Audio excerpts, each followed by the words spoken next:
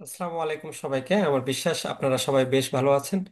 আপনাদের দয়া এবং আল্লাহর অশেষ রহমতে আমিও বেশ ভালো আছি। আমি লিমন সরকার, প্রভাষক 36তম বিসিএস, হিসাব বিজ্ঞান বিভাগ, নওগাঁ সরকারি কলেজ নওগাঁ এবং এক্স ব্যাংকার। আজম ভাই, আপনার কি ল আছে, এলপিজিবি আছে? আর আছে আছে স্যার, আছে স্যার। আসসালামু আলাইকুম স্যার। আচ্ছা, এটা তুলনামূলক সহজ সাবজেক্ট, বুঝছেন? আপনি ব্যাংকে যে কাজগুলো করেন এবং আপনারা যেহেতু সিনিয়র ব্যাংকার, অনেক আইন কানুনগুলো জানেন, সেগুলোই আর কি। হ্যাঁ, যদিও আমাদের জেআইবিবির মানে সিলেবাসটা অনেক বড়। মূল বইটা প্রায় 400 পেজের, তো সেখান থেকে আমরা প্রায় আপনাদের জন্য করছি 70-80 পেজের। তো ওভারঅল এই বইটা পড়লেই এবং আপনাদের ব্যাংকিং নলেজের অনেক আইডিয়া আছে, সেগুলো ফলো করলেই পারবেন আর কি। হ্যাঁ। আহ, ইনশাল্লাহ স্যার, ইনশাল্লাহ। আর বইটার শেষে আমাদের ডিফারেন্স কিছু দেওয়া আছে, পরীক্ষাতে ডিফারেন্স গুলো আসে। তো ওই ডিফারেন্সের ভিডিওর সাথে সম্ভবত একটা স্ক্যান কোড, কিউআর কোডও দেওয়া আছে। তো ওইটা আপনারা ওই ভিডিওটা দেখে ওইটা কমপ্লিট করবেন। আর বাকি চ্যাপ্টারগুলো তো আমি কমপ্লিট করাবো।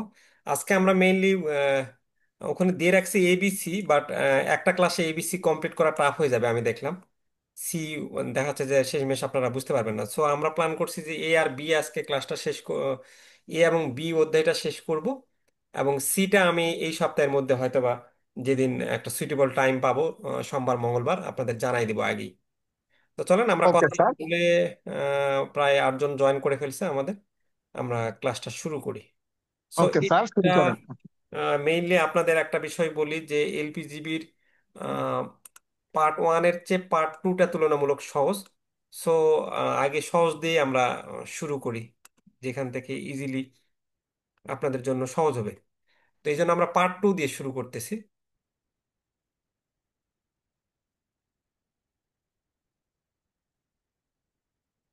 আচ্ছা, বেশ কিছু একদমই খুবই সহজ, যেগুলো খুবই সিম্পল, সেগুলো আমি খুব বেশি আলোচনা করব না। বাট যেইটা হচ্ছে আপনাদের বুঝতে একটু দরকার, সেগুলো আমি নিয়ে একটু সময় দেবো সেখানে। তো প্রথম দুইটা চ্যাপ্টার আসলে খুব মানে খুবই সিম্পল।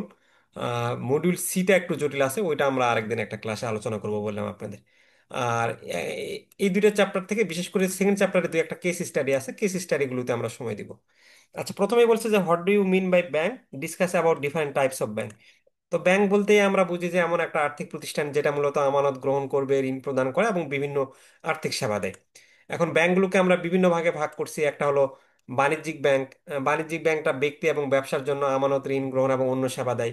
কেন্দ্রীয় ব্যাংকটা কি করে আমরা জানি যে মানি সাপ্লাই সে নিয়ন্ত্রণ করে এবং অন্যান্য ব্যাংকের উপর নিজ নজরদারি রাখে।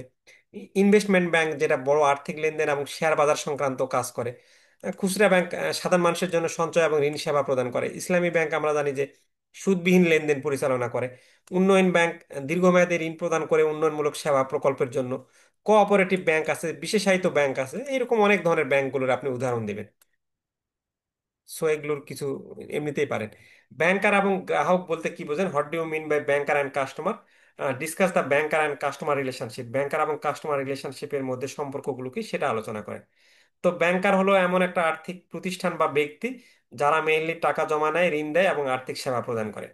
আর কাস্টমার হলো কি সেই ব্যক্তি বা প্রতিষ্ঠান যার একটা ব্যাংকে অ্যাকাউন্ট থাকে এবং জমা, উত্তোলন এবং ঋণ নেওয়ার মতো ব্যাংকিং সেবা গ্রহণ করে, সেই হচ্ছে কাস্টমার।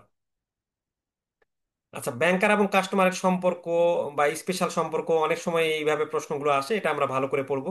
ঋণী এবং ঋণদাতা সম্পর্ক, ডেটর এবং ক্রেডিটর রিলেশনশিপ। মেইনলি যখন কাস্টমার ব্যাংকে টাকা জমা দেয়, ডিপোজিট করে, তখন ব্যাংক হয় ঋণী, কারণ কাস্টমার টাকাটা জমা দিল, ব্যাংক টাকাটা নিল, তাহলে একদিক থেকে তো ব্যাংকই ঋণী, তাই না? আর কাস্টমার এক সাইড থেকে কি করলো, কাস্টমার টাকাটা দিল, মানে কাস্টমারকে ঋণদাতা হিসেবে আমরা বলতেছি। আর ঋণদাতা এবং ঋণী সম্পর্ক, আবার ব্যাংক যখন উল্টো দিকে কাস্টমারকে ঋণ দেয়, তখন কাস্টমার হয়ে যায় ঋণী এবং ব্যাংক হয় ঋণদাতা। ট্রাস্টি এবং বেনিফিশিয়ারি সম্পর্ক, সেফ ডিপোজিট, লকার বা সিকিউরিটিজের ক্ষেত্রে ব্যাংক ব্যাংক ট্রাস্টি হিসেবে কাজ করে আর কাস্টমার হয় সুবিধাভোগী। এজেন্ট এবং প্রিন্সিপাল সম্পর্ক কিভাবে, যখন ব্যাংক চেক চেক সংগ্রহ করে বা কাস্টমারের পক্ষে পেমেন্ট করে, তখন ব্যাংক হয়ে যায় এজেন্ট এবং কাস্টমার হয় প্রিন্সিপাল। আর ব্যাংকে কাস্টমারের তথ্য গোপনীয়তার সম্পর্ক কি, ব্যাংকে কাস্টমারের তথ্য গোপন রাখতে হয় এবং শুধুমাত্র আইনি প্রয়োজন হলে তথ্য প্রকাশ করতে পারে। আচ্ছা, ব্যাংকার এবং গ্রাহকের মধ্যে সাধারণ বা বিশেষ সম্পর্ক আলোচনা করো। Discuss the general and special relationship for bank. এটা যদিও পঞ্চম ব্যাংকিং প্রফেশনাল এক্সামিনেশনে এসেছিল, তারপরে প্রশ্নটা আসে।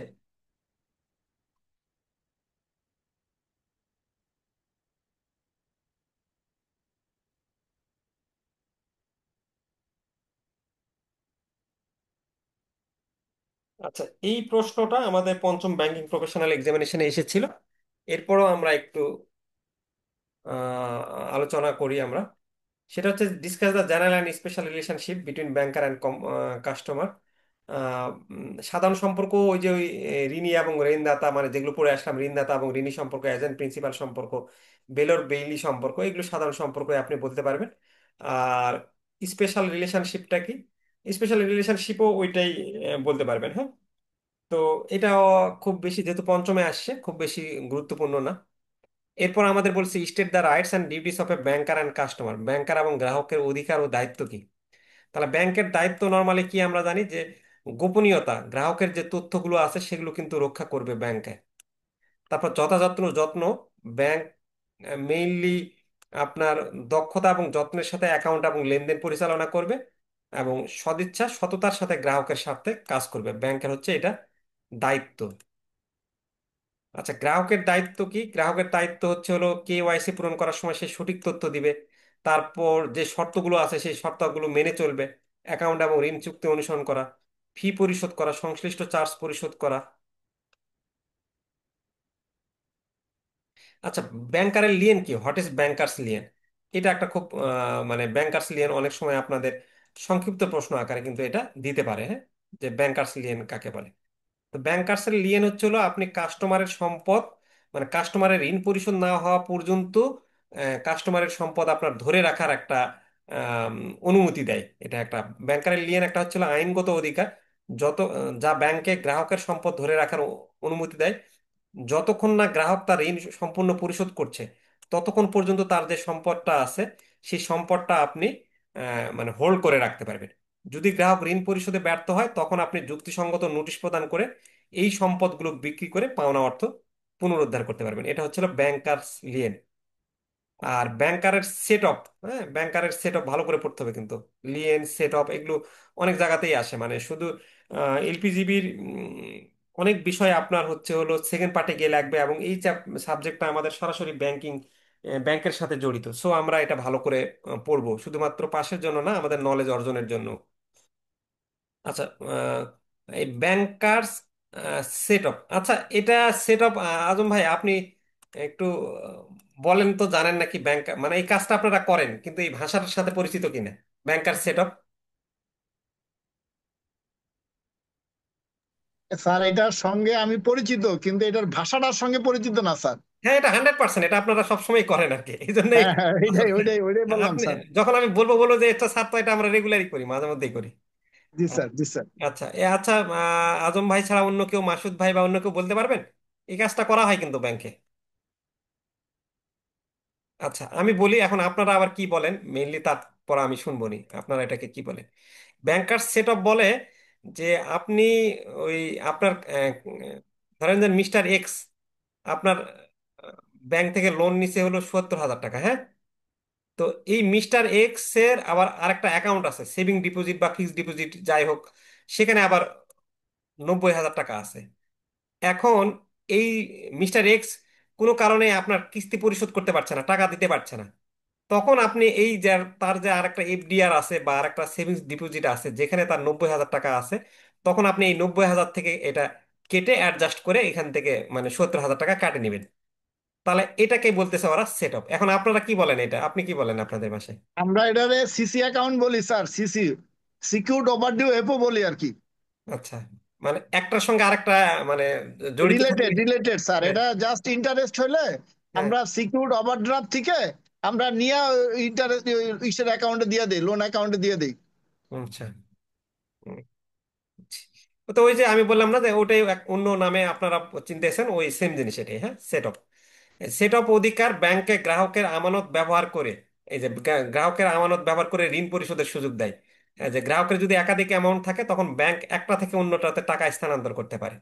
যেমন ওভারড্রাফট পরিশোধে সঞ্চয় হিসেবে টাকা ব্যবহার করা যেতে পারে।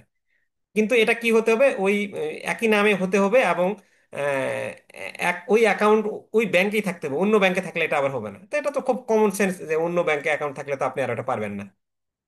আচ্ছা, গার্নিশি অর্ডারটা কি? এটাও কিন্তু আপনারা করে থাকেন। বলেন দেখি এটা কি মানে এটা শব্দের সাথে পরিচিত কিনা।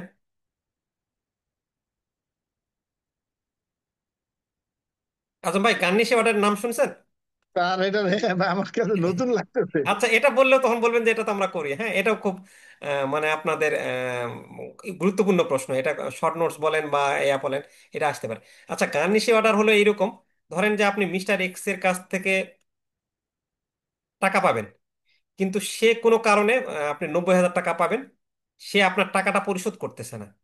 এখন ও এটা মনে হয় গার্নিশি অর্ডারটা এরকম, যে এটা সম্ভবত এরকম, আমি মিস্টার এক্স এর কাছে টাকা পাবো, মিস্টার এক্স টাকা যখন দিচ্ছে না, তখন আমি আদালতে গিয়ে ওর নামে মামলা করতে পারবো। আদালতে গিয়ে আমি মামলা করে বলবো যে মিস্টার এক্স আমার টাকা পরিশোধ করছে না, কিন্তু মিস্টার এক্স এর অমুক ব্যাংকে, মিডল্যান্ড ব্যাংকে আমি জানি যে ওর টাকা জমা আছে ওর একটা অ্যাকাউন্টে। তো তখন আমি বলবো যে ওই অ্যাকাউন্ট থেকে ওই যেন টাকা না তুলতে পারে, অনেকটা ফ্রিজ করার মতন। যে আমি ওর কাছ থেকে টাকা পাবো, আপনি ওই মানে এমন একটা নির্দেশ দেন ওই অ্যাকাউন্ট থেকে সে যেন সে ওই ব্যাংকের থেকে টাকা না তুলতে পারে। তখন আপনি চাইলে আপনি ওই মানে ওই টাকা তখন কি বলে, আদালত ওটা নির্দেশ দিয়ে দিবে যে ওর অ্যাকাউন্টটা ফ্রিজ করে এক রাখো, ও এক যেন। কথা স্যারের প্রয়োগ করার অর্ডারকেই বলা হয় স্যার গার্নিশি অর্ডার স্যার। হ্যাঁ, ক্রক ক্রক, আপনারা কি বলেন ক্রকে মানে অনেকটা। হুম। আমরা ওই যে আমরা বলি ফ্রিজ, ফ্রিজ স্যার, ওই যে যেগুলো বর্তমানে এখন যা চলতেছে বাংলাদেশের সব ব্যাংকের অ্যাকাউন্টে ফ্রিজ চলতেছে স্যার। ফ্রিজ চলতেছে না? হ্যাঁ, হ্যাঁ। এখন স্যার গড়ানে চলতেছে সব ফ্রিজ ফ্রিজ ফ্রিজ, ওইটাই। এরা কি চলে, মানে এরা কি দেশ ছাড়ছে নাকি না বাংলাদেশেই আছে? এরা স্যার দেশে আছে, দেশের বাইরে আছে, ওই অ্যাকাউন্ট ফ্রিজ।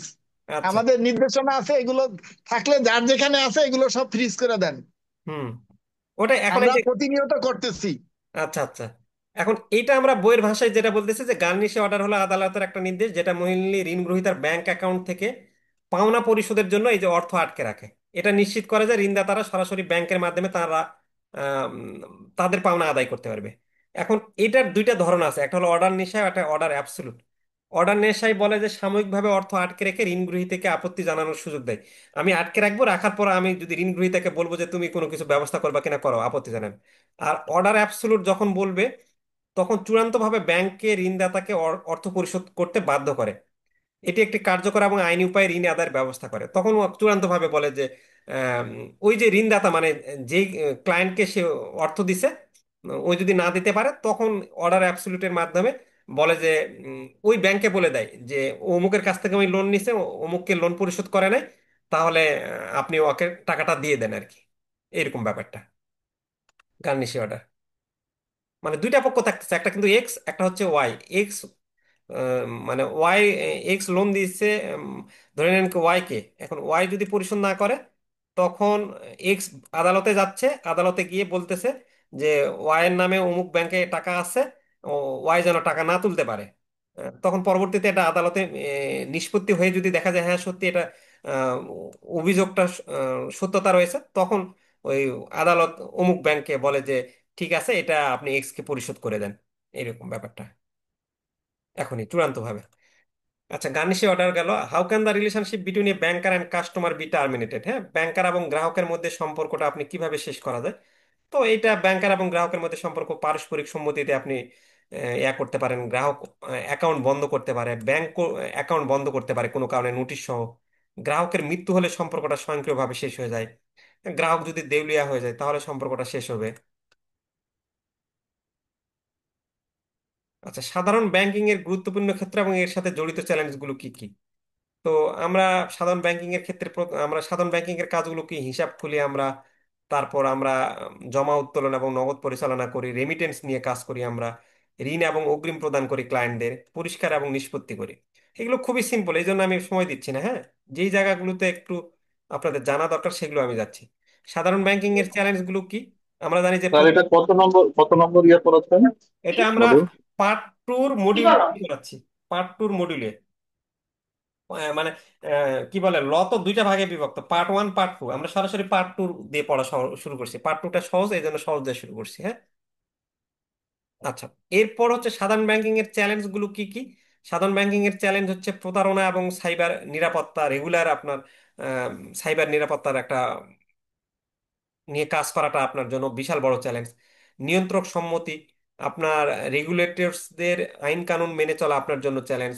গ্রাহকের প্রত্যাশা, গ্রাহকরা এক এক সময় এক এক মানে তাদের প্রত্যাশা রেগুলার মানে চেঞ্জ হচ্ছে, তার সাথে তার খাপ খাওয়ানোটা আপনার চ্যালেঞ্জ। প্রযুক্তিগত উন্নয়ন, এত ফাস্ট প্রযুক্তি চেঞ্জ হচ্ছে, তার সঙ্গে আপনার খাপ খাওয়ানো দরকার। পরিচালনাগত ঝুঁকি আছে আপনার চ্যালেঞ্জ। আচ্ছা, বাণিজ্যিক ব্যাংকের সাথে কার্য সম্পর্কিত কার্যাবলী সংক্ষেপে আলোচনা করা, মানে কমার্শিয়াল ব্যাংকের কার্যগুলো কি কি? খুবই সিম্পল কাজ। কমার্শিয়াল ব্যাংকের সাধারণ ব্যাংকিং কাজ হচ্ছে আমানত গ্রহণ করা, নগদ উত্তোলন, রেমিটেন্স এবং চেক নিষ্পত্তি করা। তো এগুলো পারবেনই। ঋণ এবং অগ্রিম প্রদান করা। আন্তর্জাতিক বাণিজ্যে ওই যে আমদানি রপ্তানির লেনদেন পরিচালনা করা, এলসি খুলে দেওয়া, তারপর বৈদেশিক মুদ্রায় লেনদেন করা। আচ্ছা, গ্রাহকদের জন্য বিভিন্ন ধরনের চার্জগুলো কি কি? গ্রাহকদের জন্য আমরা চার্জ কি নেই, হিসাব রক্ষণ ফি নেই, আমরা লেনদেন ফি নেই, ঋণ প্রক্রিয়াকরণ, লোন প্রসেস যখন করে ঋণ আবেদন এবং অনুমোদনের জন্য চার্জ নেই আমরা, ওভারড্রাফট এবং বিলম্ব ফি নেই, বৈদেশিক মুদ্রা ফি নেই, মুদ্রা রূপান্তর এবং আন্তর্জাতিক লেনদেনের জন্য আমরা খরচ গ্রহণ করি, চেক এবং কার্ডের চার্জ কাটি আমরা, চেক বই, ডেবিট ক্রেডিট কার্ড ইস্যু বা প্রতিস্থাপনের ফি নেই, সেবা এবং জরিমানা ফি নেই, অপর্যাপ্ত ব্যালেন্স, নিষ্ক্রিয় হিসাব বা বিশেষ পরিষেবার জন্য চার্জ গ্রহণ করি আমরা। আচ্ছা, পরিষেবা চার্জ কি? সম্প্রতি সার্ভিস চার্জ কি? সার্ভিস চার্জ এগুলো দরকার নাই কিছু, একটু রিডিং পড়ে নিন, এগুলো এখনকার সাথে জানে। আচ্ছা, হঠাৎ দা এক্সিলারিটি ব্যাংকগুলো তাদের গ্রাহকদের জন্য কোন সহায়ক পরিষেবাগুলো প্রদান করে? তো নর্মালি ব্যাংকের আনুষঙ্গিক সেবাগুলো কি কি জানি আমরা, লকার সেবা দেয় ব্যাংক, রেমিটেন্স সেবা দেয়, বৈদেশিক মুদ্রা সেবা, মুদ্রা বিনিময় এবং আন্তর্জাতিক লেনদেনের সেবা দেয়, বিনিয়োগ সেবা প্রদান করে ব্যাংকগুলো। অনেক সময় ব্যাংক থেকে আমরা কি করতে পারি, জীবন বীমা, স্বাস্থ্য বীমা এবং সাধারণ বীমা ব্যাংক বিক্রয় করে, সেখান থেকে আমরা কিনতে পারি। ক্রেডিট কার্ড এবং ডেবিট কার্ড প্রদান করে, বিল পরিশোধ সুবিধা দেয়। মানে ব্যাংকের আনুষঙ্গিক কাজগুলো, সহায়ক কাজগুলো কি কি সেটা বলতেছে। আচ্ছা, what do you mean by bank insurance? হ্যাঁ, এই ব্যাংক ইন্স্যুরেন্স এটা কিন্তু ভালো করে পড়তে হবে, এই ধরনের টপিকস কিন্তু প্রশ্নে আসে। শর্ট নোটস হোক বা ছোট প্রশ্ন হোক, ব্যাংক ইন্স্যুরেন্স ইম্পর্টেন্ট। তাহলে ব্যাংক, তার সাথে অ্যাসিউরেন্স দেখেন। ব্যাংক অ্যাসিউরেন্স হলো ব্যাংক এবং বীমা কোম্পানির মধ্যে একটা অংশীদারিত্ব, যেখানে মেইনলি ব্যাংকের মাধ্যমে বীমার পণ্য বিক্রি করা হয়, ইন্স্যুরেন্সের পণ্য বিক্রি করা হয়। এর ফলে গ্রাহকরা কি হয়, ব্যাংক থেকেই জীবন বীমা, স্বাস্থ্য বীমা, সাধারণ বীমা কিনতে পারে, তাদের আলাদাভাবে ইন্স্যুরেন্স কোম্পানির কাছে যাওয়া দরকার পড়ে না। আর ব্যাংক এটা বিমার পক্ষ হয়ে এটা বিক্রি করে বলে ব্যাংকের একটা অতিরিক্ত আয়ের সুযোগ তৈরি করে। ওইদিকে সাধারণ ক্লায়েন্টের আবার বীমার সেবাগুলো নেওয়ার সুযোগ সুবিধা হয় এবং বীমা কোম্পানির প্রতি মানুষের আস্থা বাড়ে, যেহেতু বীমা কোম্পানিটা ব্যাংকের সাথে যুক্ত আর কি। এটাই হলো ব্যাংক ইন্স্যুরেন্স, ব্যাংক এবং বীমা কোম্পানির মধ্যে অংশীদারিত্ব। আচ্ছা, what are the prospects? Bank অ্যাসিউরেন্সের সম্ভাবনাগুলো কি, চ্যালেঞ্জগুলো কি কি? এই যে দেখেন 98তম ব্যাংকিং প্রফেশনাল এক্সামিনেশন এসেছিল। তাহলে ব্যাংক অ্যাসিউরেন্সের সম্ভাবনা বেশ আছে। ব্যাংক ইন্স্যুরেন্স বাংলাদেশে বীমার প্রসার বাড়াইতে পারে। ব্যাংকগুলোর তো অনেক কাস্টমার আছে, এই কাস্টমারগুলো অটোমেটিকলি তাদের বিশ্বাস করে। আর ব্যাংকের মাধ্যমে যদি বীমা করার সুযোগ থাকে, তাহলে অনেকেরই সুবিধা হবে। যাদের আগে বীমা করা ছিল না তারাও হয়তো আগ্রহী হবে, এবং ব্যাংকের আবার এটার ফলে কিছু বাড়তি ইনকাম হবে, আর কাস্টমারের তো সুবিধা হচ্ছে। চ্যালেঞ্জগুলো কি কি? চ্যালেঞ্জগুলো হচ্ছে মানুষের মধ্যে ব্যাংক ইন্স্যুরেন্স নিয়ে তেমন কিছু জানা নাই। ব্যাংক থেকে কিনলে বীমার উপর ভরসা করাটাও একটা ব্যাপার। ব্যাংকের লোকদের ভালো করে ট্রেনিং দিতে হবে। ব্যাংকের লোকেরা যেহেতু বীমা প্রোডাক্ট সেল করতেছে, সো সেই বীমা সম্পর্কে যেন তারা সবকিছু জানে। এবং আর যারা আগে থেকেই বীমা বিক্রি করে তাদের সাথেও একটা কম্পিটিশন আছে, যারা ইন্স্যুরেন্স অন্য ওরা বিক্রি করতেছে। ব্যাংক ইন্স্যুরেন্স কি বাংলাদেশের বীমার দৃশ্যপট উন্নতি করবে? আপনার মতামত দেন। দেখেন একটা আপনার থট প্রভোকিং বা এই ধরনেরই থট প্রভোকিং প্রশ্ন হতে পারে। তা আপনি বলবেন যে হ্যাঁ, অবশ্যই উন্নতি করবে, কারণ এর সাফল্য আবার বেশ কিছুর উপর নির্ভর আছে। ব্যাংকগুলোর অনেক শাখা আছে, কাস্টমার আছে। এই কাস্টমারগুলো যখন আমি ব্যাংকের মাধ্যমে বীমার এই প্রোডাক্টগুলো সেল করব, তখন মানুষ ইজিলি ব্যাংকের প্রোডাক্টগুলো নিতে পারবে। আবার বীমা কোম্পানির সব জায়গায় এত সুন্দর অফিসও নাই। সো ডেফিনেটলি ব্যাংক ইন্স্যুরেন্সের মাধ্যমে বাংলাদেশের বীমা খাত উন্নতি হবে। তারপর কিছু চ্যালেঞ্জ আছে, ওই যে যেগুলো আমরা বলতেছি, যে মানুষের মধ্যে সচেতনতার অভাব, আমরা যদি ব্যাংকের কর্মীদের প্রশিক্ষণ দেই তাহলে তারা বীমা সম্পর্কে ভালো বলতে পারবে। সো এইভাবে অবশ্যই ব্যাংক ইন্স্যুরেন্স বীমা খাতকে চেঞ্জ করবে, বলে দিবে। আচ্ছা, এই চ্যাপ্টারের কিছু সংক্ষিপ্ত নোট। শিডিউল ব্যাংক বলতে কি বুঝি আমরা? শিডিউল ব্যাংক বলতে মেইনলি কেন্দ্রীয় ব্যাংকের যেগুলো তালিকাভুক্ত এবং নিয়ন্ত্রিত ভুক্ত ব্যাংক, সেগুলোই হচ্ছে শিডিউল ব্যাংক। এবং শিডিউল ব্যাংক কি করে? কেন্দ্রীয় ব্যাংকের কাছে নির্দিষ্ট পরিমাণ রিজার্ভ রাখতে বাধ্য হয়। তবে এরা হচ্ছে শিডিউল ব্যাংকগুলো লিকুইডিটি সহায়তা এবং পুনঃ অর্থায়ন সুবিধা পায়, হ্যাঁ। শিডিউল ব্যাংকের কয়েকটা উদাহরণ: সোনালী ব্যাংক, অগ্রণী bank, BRAC bank, city bank, এগুলো। আর অতফসিলি ব্যাংক যেটা হলো কেন্দ্রীয় ব্যাংকের তফসিলভুক্ত নয়, সেটাই হলো নন শিডিউল ব্যাংক বা অতফসিলি ব্যাংক। এরা বাধ্যতামূলক রিজার্ভ রাখতে হয় না, এরা কেন্দ্রীয় ব্যাংকের তারল্য সুবিধা পায় না এই জন্য। গ্রাহক ব্যাংক। আচ্ছা, গ্রাহক গ্রহণের নীতি কি? গ্রাহক গ্রহণ নীতি হলো একটা ব্যাংকের সুনির্দিষ্ট নিয়ম এবং পদ্ধতির সমষ্টি, যা নতুন গ্রাহকদের গ্রহণ এবং তাদের সম্পর্ক স্থাপনের ক্ষেত্রে অনুসরণ করা হয়। এই নীতির মাধ্যমে আমরা মূলত গ্রাহকের পরিচয়, তার ব্যবসা কি ধরনের করে, আর্থিক লেনদেনের উদ্দেশ্য কি, তার ঝুঁকির মাত্রা কি ইত্যাদি বিষয়গুলো বিবেচনা করি। এই গ্রাহক গ্রহণের নীতি হলো মেইনলি আপনার মানি লন্ডারিংটা রোধ করা এবং সন্ত্রাসী অর্থায়ন প্রতিরোধ করা, গ্রাহকদের সাথে একটা স্বচ্ছ এবং ভালো সম্পর্ক করা। কেন্দ্রীয় ব্যাংক, এটা আমরা পারবোই। এটা আমরা মডিউল ওয়ানের পার্ট ওয়ানের প্রশ্নের উত্তর দেখলে আমরা কেন্দ্রীয় ব্যাংকের কার্যাবলীগুলো কি পারবো। খুচরা ব্যাংকিং এবং ভার্চুয়াল ব্যাংকিং কি? খুচরা ব্যাংকিং হলো এমন একটা ব্যাংকিং ব্যবস্থা যা সরাসরি ব্যক্তিগত গ্রাহকদের সাথে লেনদেন করে। এই ব্যবস্থায় ব্যাংক বিভিন্ন ধরনের সেবা প্রদান করে থাকে, যেমন সঞ্চয় হিসাব, চলতি হিসাব, এগুলো। আর ভার্চুয়াল ব্যাংকিং মানে যেটা আপনি অনলাইনের মাধ্যমে আহ, সেবাগুলো দিবেন, সেটাই হলো virtual banking. Virtual banking digital banking ব্যবস্থা যেখানে কোনো শারীরিক শাখা নেই, মোবাইল অ্যাপ, ওয়েবসাইট, এটিএম ব্যবহার করে এই ব্যাংকিং সেবা নিতে পারে, যেটা হলো কাগজবিহীন লেনদেনের উপর সুবিধা দেয় ভার্চুয়াল ব্যাংকিং। এবং এখানে কিন্তু টু ফ্যাক্টর অথেন্টিফিকেশনের উপর এবং ইনক্রিপশনের উপর নিরাপত্তা নিশ্চিত করে। টু ফ্যাক্টর অথেন্টিফিকেশন থাকলে সহজে আপনার হ্যাক করতে পারবে না কেউ। গার্নিশি অর্ডার তো আমরা শিখে আসলাম। আর বিশেষায়িত ব্যাংক হলো এমন ব্যাংক যেই ব্যাংক যারা নির্দিষ্ট কিছু খাত বা উদ্দেশ্য লক্ষ্য করে গঠিত হয়। যেমন রাজশাহী কৃষি উন্নয়ন ব্যাংক কৃষি খাতের উন্নতির জন্য আম, কেন্দ্র করে তাকে কি বলে গঠিত করা হয়েছিল। আবার আমরা বাংলাদেশ শিল্প ব্যাংক শিল্প খাতের উম, উন্নতির জন্য আমরা করে থাকতেছি। তো যখন কোনো একটা খাতকে বিশেষ লক্ষ্যকে উদ্দেশ্য করে কোনো একটা ব্যাংক প্রতিষ্ঠা করা হয়, তো সেটা হলো বিশেষায়িত ব্যাংক। আচ্ছা, মডিউল বি আসি আমরা, deposit accounts and operation. Module B তে একটা প্রশ্ন আসে যে ইউনিক কাস্টমার আইডেন্টিফিকেশন কোডটা কি? তো ইউনিক কাস্টমার আইডেন্টিফিকেশন কোডটা হচ্ছে একটা বিশেষ শনাক্তকারী নম্বর, যে নাম্বারের মাধ্যমে আপনি প্রত্যেক গ্রাহককে নির্দিষ্টভাবে চিহ্নিত করার জন্য প্রদান করেন। এটা গ্রাহকের বিভিন্ন অ্যাকাউন্ট এবং ব্যাংকিং লেনদেন সহজে ট্র্যাক করতে সাহায্য করে। এটার মাধ্যমে আপনি তাকে অ্যান্টি মানি লন্ডারিং নীতিমালা মেনে চলা সহজ হয় আপনার জন্য। আচ্ছা, কেওয়াইসি কি? এটা তো আপনারা অনেকবার পড়ছেন। এটা কিন্তু আপনাদের বারবার প্রশ্নটা আসে, যে 97তম ব্যাংকিং প্রফেশনাল এক্সামিনেশন এসেছিল কেওয়াইসি বা ই কেওয়াইসি। কেওয়াইসি এর গুরুত্ব কি? তো কেওয়াইসি এর আমরা কি জানি যে নো ইউর কাস্টমার। আপনার কাস্টমারের তথ্যগুলো যখন প্রথমে আসবে, আপনি যে ফর্ম ফিল আপটা দিচ্ছেন, কাস্টমারের যে ইনফরমেশন গুলো নিচ্ছে, সেটাই তো কেওয়াইসি, হ্যাঁ। তো কেওয়াইসি আপনি কিভাবে করেন? আপনার ফর্ম থাকে, তারপর তার যাবতীয় যে জন্ম নিবন্ধন হোক বা তার ভোটার আইডি কার্ড হোক, এইসব ইনফরমেশন গুলো নেন না আপনি, সেগুলোই তো কেওয়াইসি।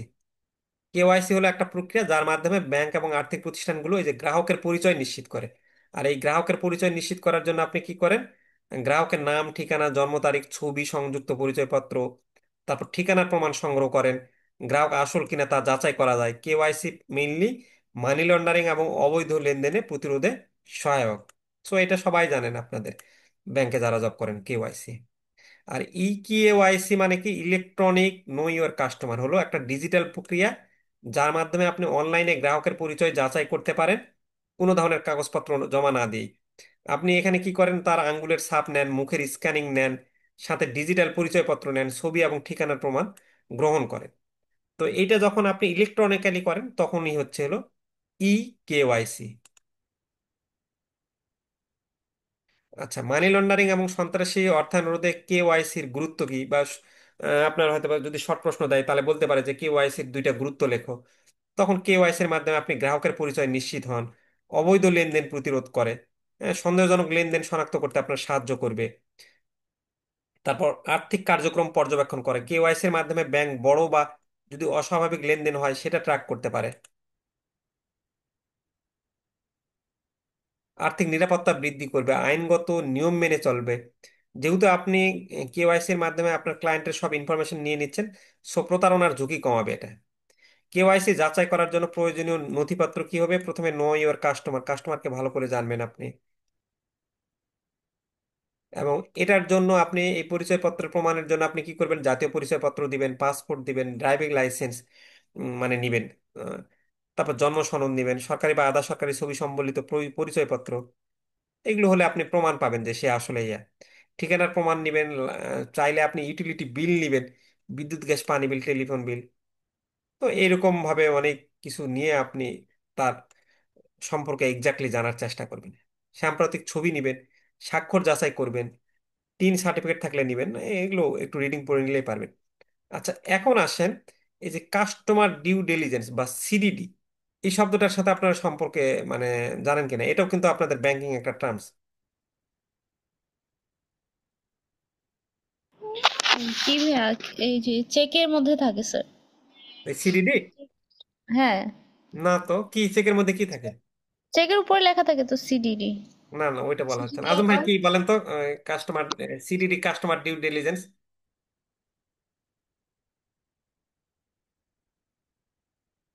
কেউ বলতে পারবেন? আর কেউ?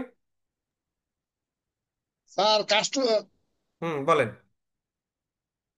কাস্টমার ডিউ ডিলিজেন্স কখন করেন? একটা আছে হলো সিডিডি করেন, আর একটা হলো ইডিডি করেন। সবগুলো কিন্তু মানি লন্ডারিং এর সাথে সম্পর্কিত। বলেন, আপনারা তো ট্রেনিং করছেন টোরছেন, জানার কথা তো। একটা হচ্ছে আপনি কেওয়াইসি করেন, তাই না? বা সরাসরি আমি বললাম কেওয়াইসি করেন। কেওয়াইসিরই আরেকটা ধাপ হচ্ছে সিডিডি, আরেকটা স্যার ধাপ হচ্ছে ইডিডি। বলেন।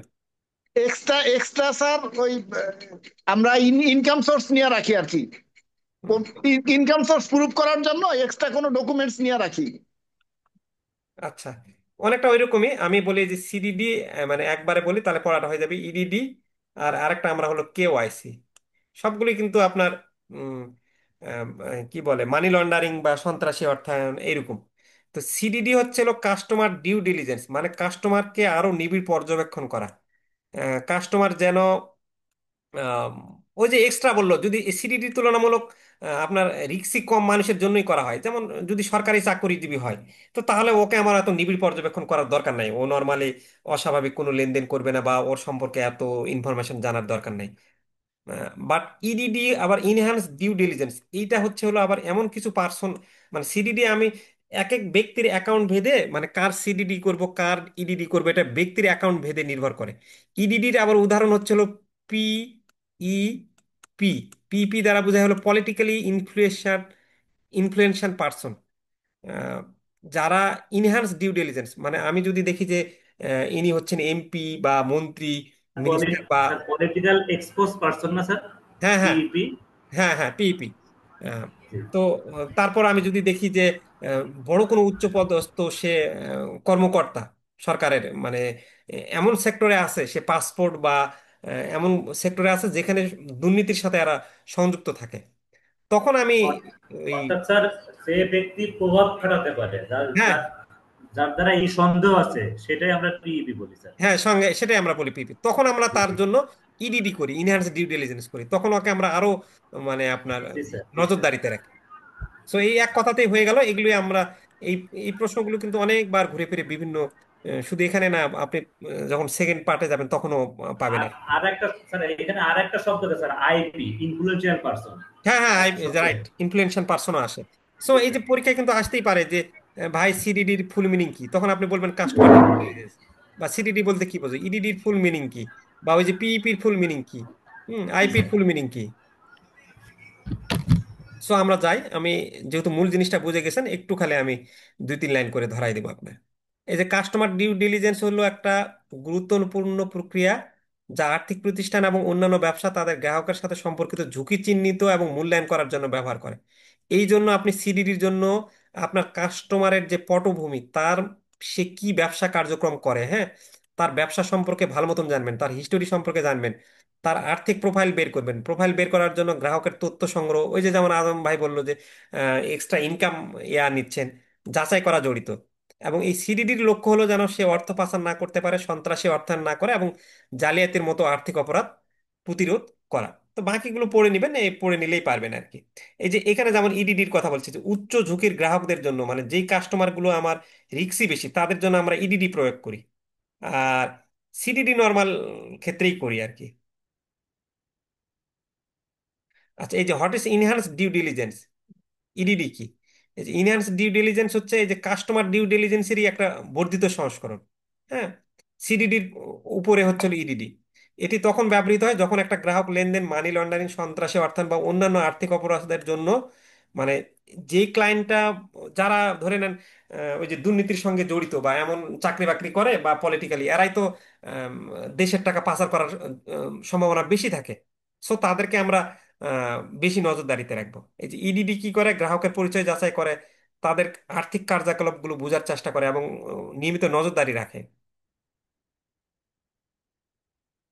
এবং এর মধ্যে তারা তখন করে কি, যে তহবিলের উৎস মূল্যায়নের উৎসটা, মানে এর টাকাগুলো কোন খাত থেকে আসতেছে এটা জানার জন্য অতিরিক্ত স্টেপস নেয়। এটা কিরকম হইতে পারে, তার ডাটাবেস চেক করে, অতিরিক্ত ডকুমেন্টস তার কাছে চাইতে পারে, এমনকি সাইটে পরিদর্শন করা হইতে পারে। হ্যাঁ, এই হচ্ছে ইডিডি। আচ্ছা, এই যে বলছে যে when a bank conducts enhance due diligence, bank কখন মূলত ইনহ্যান্স ডিউ ডিলিজেন্স করে? তাহলে এই যে ব্যাংক উচ্চ ঝুঁকিপূর্ণ গ্রাহক যদি হয়, তাহলে যেমন আর্থিক অপরাধ প্রবণ শিল্পের সাথে জড়িত গ্রাহক, সেটার জন্য ইডিডি করে। এই যে পিইপি, পলিটিক্যাল ইনফ্লুয়েন্সিয়াল পারসন, রাজনৈতিকভাবে প্রভাবশালী ব্যক্তি, যেসব গ্রাহক পিইপি, যেমন উচ্চপদস্থ সরকারি কর্মকর্তা হতে পারে, নিকটজন হইতে পারে, তাদের ক্ষেত্রে ইডিডি প্রয়োগ করা হয়। এবং সরকারের সংসদ সদস্য, মন্ত্রী, এমপি, এদের সম্পর্কিত দুর্নীতি বা ঘুষের ঝুঁকি বিবেচনায় করা হয়। অস্বাভাবিক বা বড় লেনদেন যখন হয়, যে গ্রাহক একটা সরকারি চাকরিজীবী, কিন্তু সে আপনার এসে হঠাৎ করে রাখলো 40 লাখ টাকা, ধরে নেন ফিক্সড ডিপোজিট করলো, তখন এটা অস্বাভাবিকভাবে বড় আপনার মনে হলো, তখন আপনি আবার আহ, উম, তখন আপনি কিন্তু, আপনাদের মনে আছে, তখন কিন্তু আপনারা বাংলাদেশে একটা, বাংলাদেশ ব্যাংকে একটা রিপোর্ট করেন, কিন্তু ওই জানতে পারে না ওই রিপোর্টটাকে কি বলেন, বলেন দেখি। এগুলো কিন্তু পরীক্ষাতে আসে। আজম ভাই, স্যার আমরা তো এসটিআর করি স্যার। এই যে এসটিআর এর ফুল মিনিং কি বলেন তো? Suspicious transaction report. হ্যাঁ হ্যাঁ, এই যে এইগুলো কিন্তু পড়াতে পরে আসবে, এই যে সিটিআর ক্যাশ ট্রানজাকশন রিপোর্ট কি, এসটিআর সাসপিসিয়াস ট্রানজাকশনের রিপোর্ট কি, তখন এসটিআর আপনারা করেন। হ্যাঁ, এই ব্যাংকিং নলেজ গুলো, এগুলো অনেক জিনিস এখানে আসবে। সো এটা অনেক বড় হইলেও এত কঠিন না। তো সাসপিসিয়াস ট্রানজাকশন রিপোর্ট, আমরা এই যে মানি লন্ডারিং এর সাথেও এই কথাটা আসে ঘুরে ফিরে। আচ্ছা, তখন আমরা বাংলাদেশ ব্যাংকে, যে যখন আমাদের মনে হয় যে এটা এক ধরনেরই মানে এখানে সন্দেহ আছে, তখন আমরা STR suspicious transaction report Bangladesh ব্যাংকে করি আর কি। আচ্ছা, ক্রস বর্ডার লেনদেন, যেসব গ্রাহক আন্তর্জাতিক লেনদেনে জড়িত, আহ, আন্তর্জাতিক লেনদেনে বলতে ওই যে এলসি ব্যবসা, ইম্পোর্ট এবং এক্সপোর্ট, আমার দেশের একজন এক্সপোর্টার বা ইম্পোর্টার আমেরিকার সঙ্গে যখন ব্যবসা করতেছে, তখন তো আপনার কি করে, ওই যে আন্ডার ইনভয়েসিং এবং ওভার ইনভয়েসিং এর মাধ্যমে আমরা দেখাচ্ছে যে আমেরিকা থেকে 10,000 ডলারের সাপোজ প্রোডাক্ট আমি কিনছি, আমেরিকা থেকে আমদানি করব, কিন্তু সেই জায়গায় আমি কি করি, তখন 15,000 ডলার দেখায় বাকি 5,000 টাকা আমি, এটা ওভার ইনভয়েসিং, মানে 10,000 টাকার জি প্রোডাক্ট স্যার। নিয়ে এসেছি, কিন্তু দেখাচ্ছে হলো 15,000 টাকা। ব্যাংকের বোঝা টাফ হয়ে যায়, ওই আমেরিকার ওই সাপ্লায়ারের সাথে যোগসাজশ করে আলটিমেটলি আমার এটাকে দাম স্যার, হচ্ছে 10,000। হুম, এটাকে sir trade base money laundering বলা হয় স্যার, ট্রেড হ্যাঁ বেস হ্যাঁ, মানি লন্ডারিং। টিবিএমএল, এগুলো কিন্তু জি আপনারা স্যার। ট্রেড ফাইন্যান্স এতে পাবেন, এই ট্রেড বেস মানি লন্ডারিং। তখন এই 10,000-এর জায়গায় 15,000 দেখাচ্ছেন, বাকি 5,000 টাকা আপনি ওখানে পাচার করে দিচ্ছেন আর কি। সো এই জিনিসগুলো আসে ঘুরে ফিরে, মানে আপনারা ফার্স্ট পার্টটা কমপ্লিট করতে পারলে সেকেন্ড পার্টে আরো মজার। সেকেন্ড পার্টে আপনাদের ব্যাংকিং একবারে নলেজ গুলো সরাসরি, মানে প্র্যাকটিক্যাল, অঙ্ক আছে 3টা সাবজেক্টে, বাট প্র্যাকটিক্যালি অনেক কিছু বিষয়। আচ্ছা, এই ক্রস বর্ডার লেনদেন হয় সরাসরি সাক্ষাৎ ছাড়া ব্যবসায়িক সম্পর্ক যদি হয়। আচ্ছা, ইডিডি এবং রেগুলার কেওয়াইসি এর মধ্যে পার্থক্যটা কি? তাহলে ইডিডি এটা আমরা কি করি যখন আরো তদন্তের প্রয়োজন হয়, ইডিডি ব্যবহারকারীর পরিচয় নিশ্চিত করতে এবং অতিরিক্ত ডকুমেন্টেশন সংগ্রহের ক্ষেত্রে আমরা ইডিডি করি। তারপর ইডিডি আমরা উচ্চ ঝুঁকিপূর্ণ গ্রাহকদের লেনদেনের ক্ষেত্রে করি, বাট কেওয়াইসি তে এত গভীর পর্যবেক্ষণ প্রয়োজন হয় না। ইডিডি উচ্চ ঝুঁকিপূর্ণ গ্রাহকদের জন্য কঠোর নিয়ন্ত্রক প্রয়োজনীয়তা, মানি লন্ডারিং প্রতিরোধ এগুলোর ক্ষেত্রে করি আমরা, সন্ত্রাসী অর্থায়ন প্রতিরোধ। বাট কেওয়াইসি প্রক্রিয়া এত কঠোর নাও হইতে পারে। সো এটা একটু রিডিং পড়ে নেবেন, তাহলেই পারবেন। আচ্ছা, হোয়াট ইজ পিইপিস কি? এই যে পলিটিক্যাল ইনফ্লুয়েন্সিয়াল পারসন।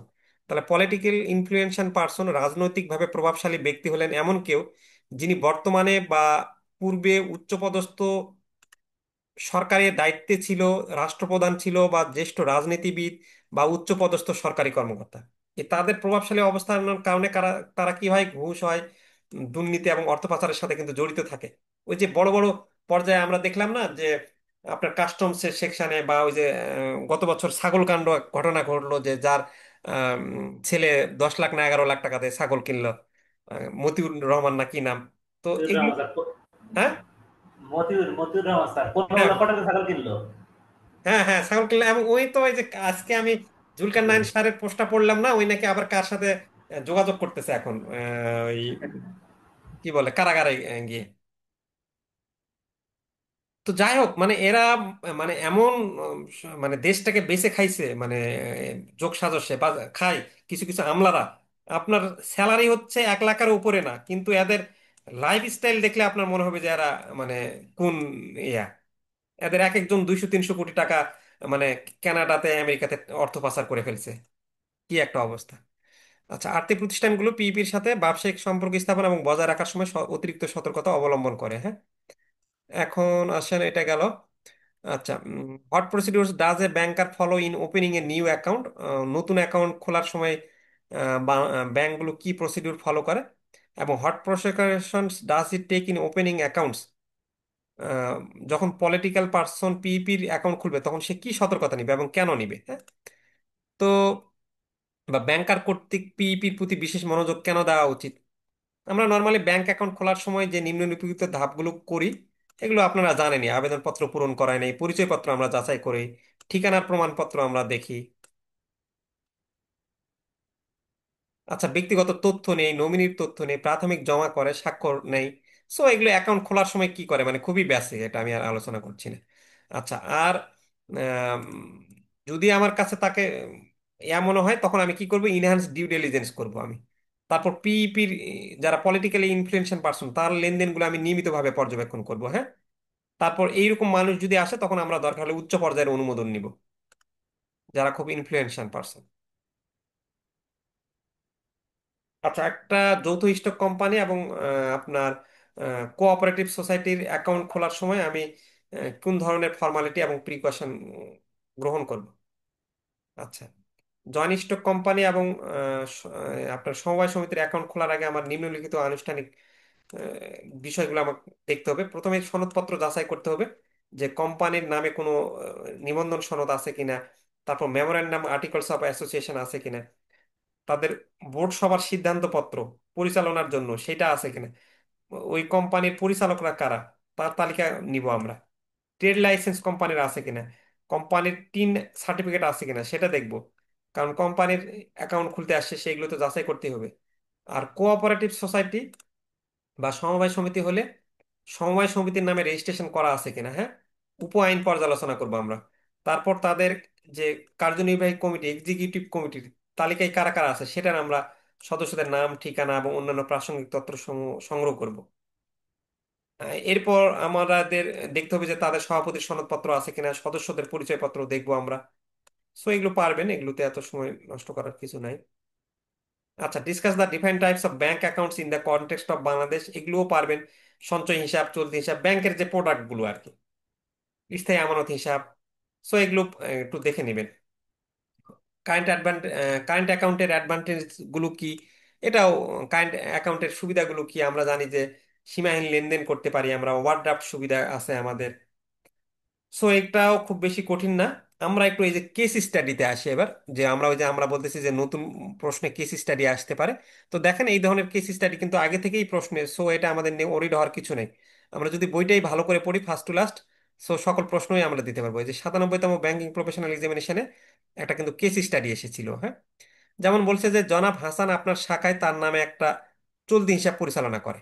তার স্ত্রী আপনার শাখায় এসে জানালো যে তার স্বামী পক্ষাঘাতে আক্রান্ত হয়েছে, পক্ষাঘাতে মানে প্যারালাইজড হয়ে গেছে, প্যারালাইজড হয়ে শয্যাশায়ী হয়েছে, এবং স্বাক্ষর করতে উনি পারতেছে না।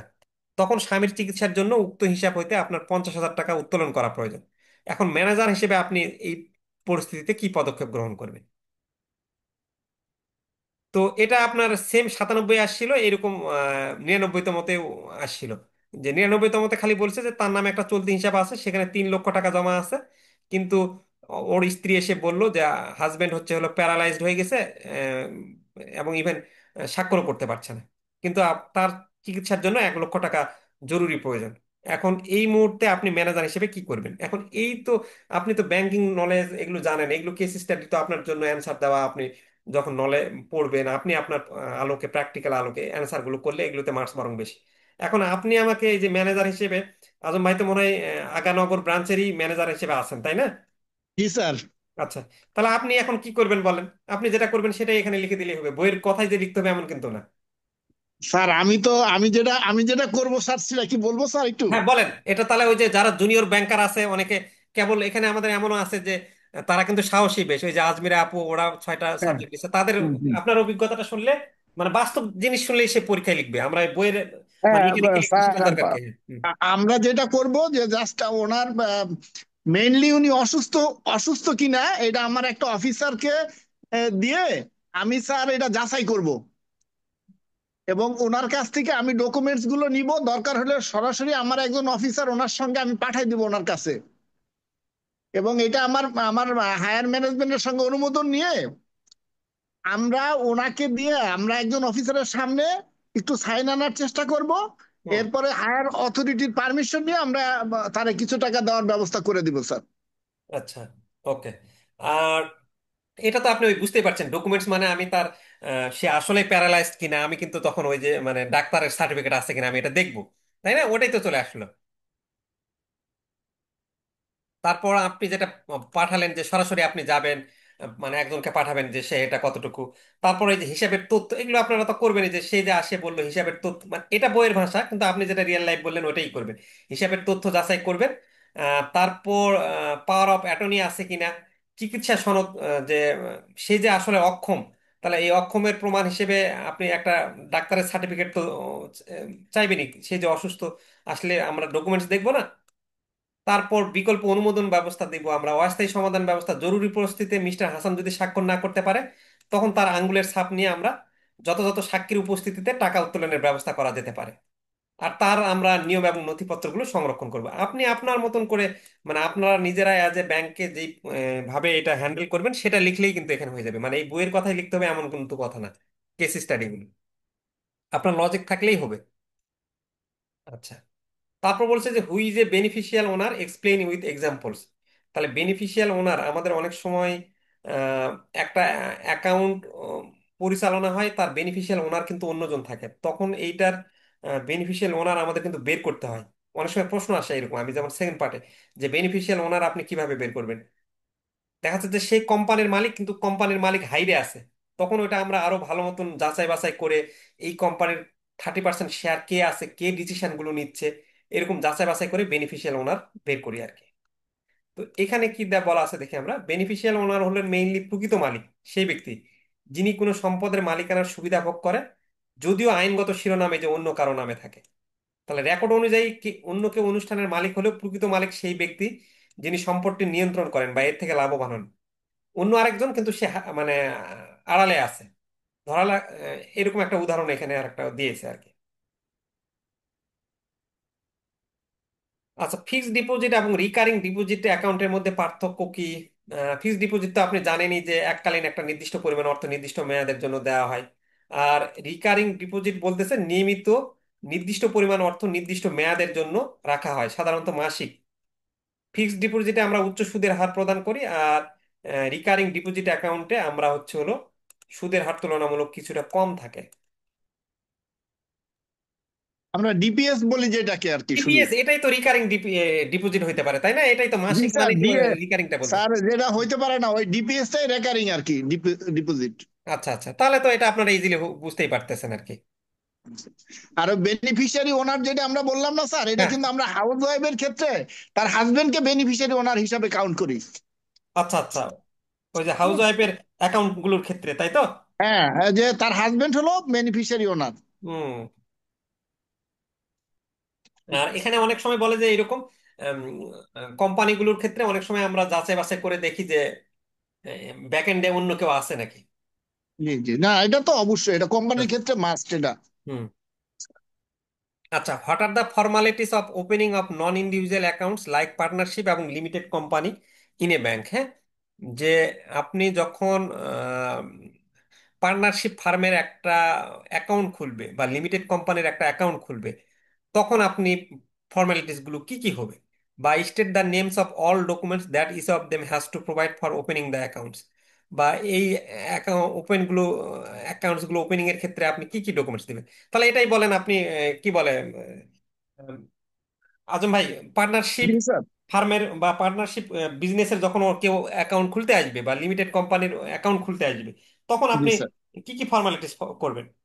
স্যার ওইটার প্রথমেই হলো পার্টনারশিপ ডিড নিব আমি। হ্যাঁ হ্যাঁ হ্যাঁ, রাইট। একদম প্রথমেই পার্টনারশিপ ডিডটা নিব তাদের। এটারে আগে 300 টাকার ছিল, এটা এখন 600 টাকার হয়েছে। হুম হ্যাঁ। আর হলো ওই ওদের ট্রেড লাইসেন্স, আর দুইজনের অ্যাকাউন্ট ফর্ম, যে ফর্মালিটি যেগুলো লাগবে স্যার, হুম ছবি, ভোটার আইডি কার্ড দুইজনের। হুম হুম হুম। মেইনলি ওই যে পার্টনারশিপ ডিডটাই হলো মেইনলি। আর ওদের ট্রেড লাইসেন্সটা জয়েন্ট অ্যাকাউন্টে থাকবে, হুম। জয়েন্ট নামে আর কি।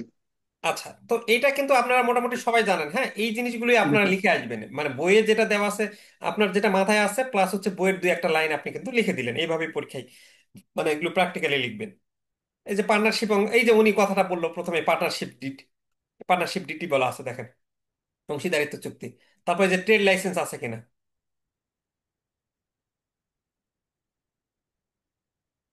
লিস্ট অফ পার্টনার্স, ওই পার্টনারশিপ ডিডেই চলে আসে লিস্ট অফ পার্টনার্স মেইনলি, যে কে কে ওই পার্টনারশিপ আছে, তাদের ঠিকানা এবং ফোন নাম্বার। অ্যাকাউন্ট খোলার সিদ্ধান্ত, অনেক সময় যে রেজুলেশন থাকে সেটা মিটিং করে। তারপর আইডেন্টিফিকেশন ডকুমেন্টস, ওই যে পাসপোর্ট, জাতীয় পরিচয়পত্র কপি, সাম্প্রতিক পাসপোর্ট সাইজের ছবি, টিন সার্টিফিকেট। সো এগুলো আমি আর পড়তেছি না, এগুলো আপনারা পারেন, খুবই সিম্পল প্রশ্ন।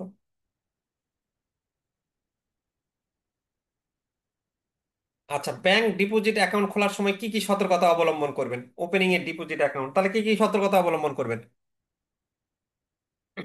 ব্যাংক ডিপোজিট খোলার সময় মেইনলি এখন বর্তমানে যেটা ভোটার আইডি কার্ডটা যাচাই করতে হয় খুব সিরিয়াসলি ভাবে। হুম হুম। হুম আর আমরা এটা ওই যে কেওয়াইসি করি অ্যাড্রেস, হুম তার অ্যাড্রেসটা আমরা ভেরিফিকেশন করি আর কি। হুম হুম। এটাই আর কি মেইনলি। টিন সার্টিফিকেট নেই। হুম আর হলো যে অ্যাকাউন্ট খোলার সময় তার প্রাথমিক ইনিশিয়াল একটা জমা নেই। হুম হুম। হ্যাঁ, যেটা ঠিক আছে। 1,000 টাকাও হইতে পারে হুম কমপক্ষে। হুম। এই মেনলি ভোটার আইডি কার্ড, ছবি, নমিনির ছবি, ভোটার আইডি কার্ড, আর ঠিকানা ভেরিফিকেশন করি।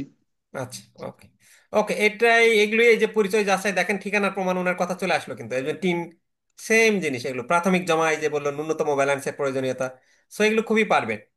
তারপর আপনি আরেকটা জিনিস বলেন যে হট প্রসিডিউরস এবং precautions should the banker take in operating a joint account.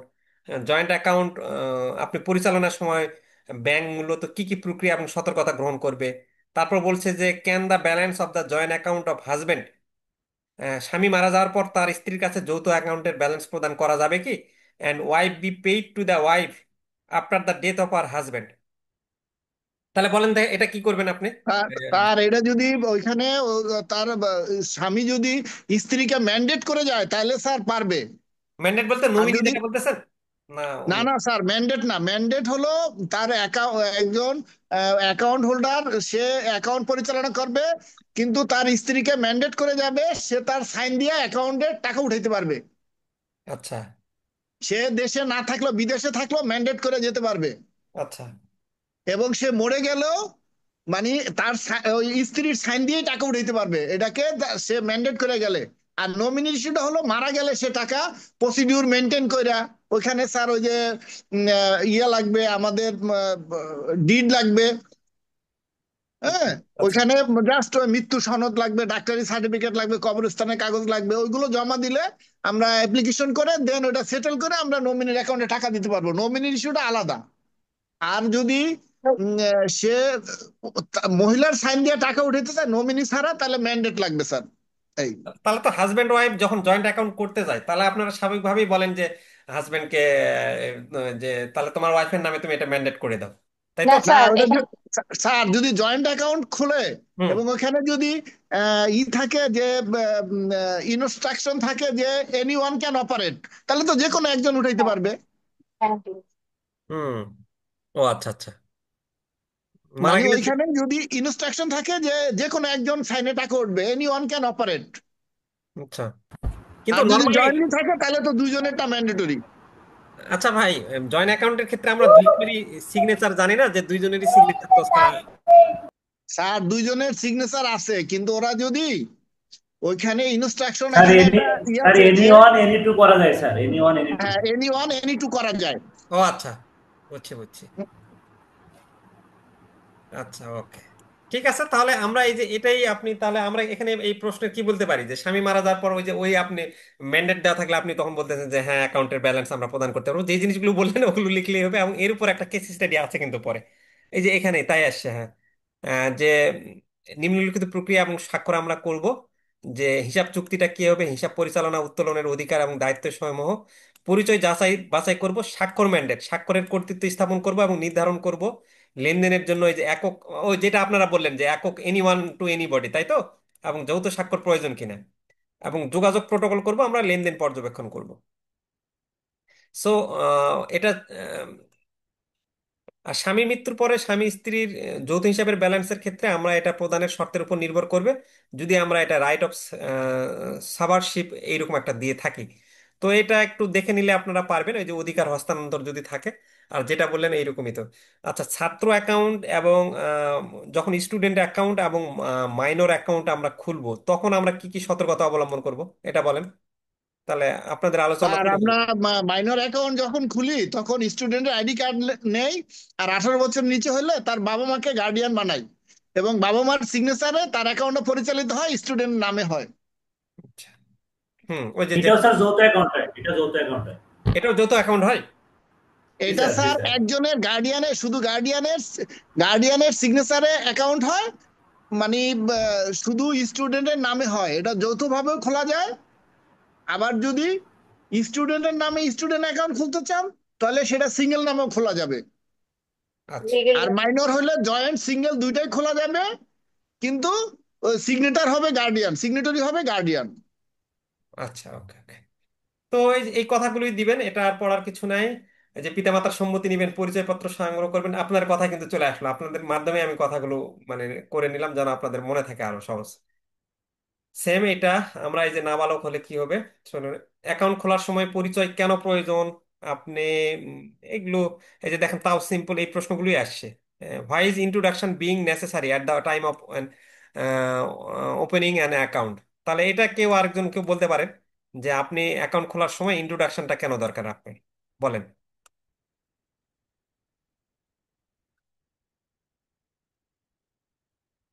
আচ্ছা, ইন্ট্রোডাকশনটা আমরা পরিচিতি ব্যাংকে অ্যাকাউন্ট খুলতে আসা ব্যক্তির পরিচয় নিশ্চিত করতে সাহায্য করে, যেটা জালিয়াতির ঝুঁকি কমায়। মেইনলি কেওয়াইসি আমরা তখন করি, সম্পর্ক তৈরি করার চেষ্টা করি।